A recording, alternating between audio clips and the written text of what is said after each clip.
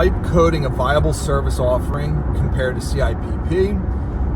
What are its pros and what are its cons is a question we get asked all the time. Pipe coating absolutely has its place in the market, in the industry. My personal preference for pipe coating is in vertical applications, so downspouts and leaders, vent lines and stacks, as well as any line that has a significant amount of reinstatements to be made, difficult access reinstatements, or small diameter reinstatements where that backside access isn't necessarily easy, or a internal cutter. It may be difficult to find the locations. We don't want to go ahead and take our liner and turn it into Swiss cheese. So that's where coating can really shine through. The thing with coating is the structural integrity isn't necessarily as good as, let's say, a fiberglass liner. So we wouldn't be really using it in that application where we're restoring a fully deteriorated pipe.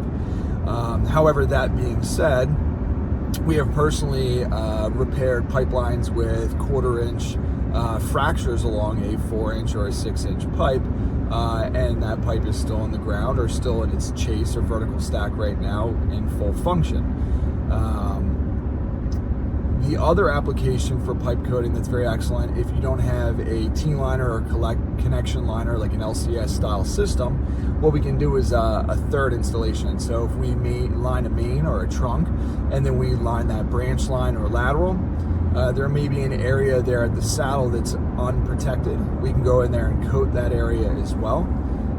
And then we have kind of one full structure from branch line through the saddle and into the main.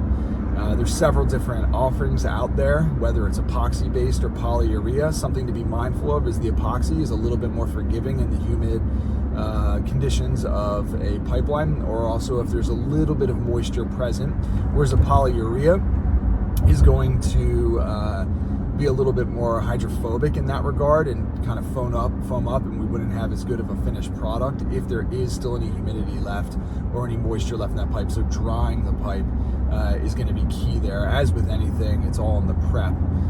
The other thing with the polyurea though is it has a little bit more flexibility, so it can last a little longer, and traditionally polyureas do have a little bit better chemical resistance as well. So that might stand the test of time for you a little bit better, as well as polyureas having a little bit faster of a cure time, some as quick as 5 minutes between coats. Your average system is going to need between 4 and 6 coats in your lateral applications, 4, 5, 6-inch diameter pipelines.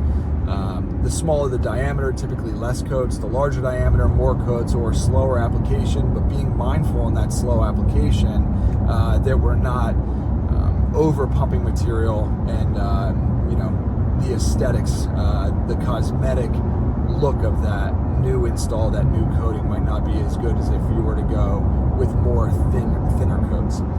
If you like our content, be sure to follow. If you want to see a topic covered or elaborated on, drop us a line, and if you're interested in our services, give us a call.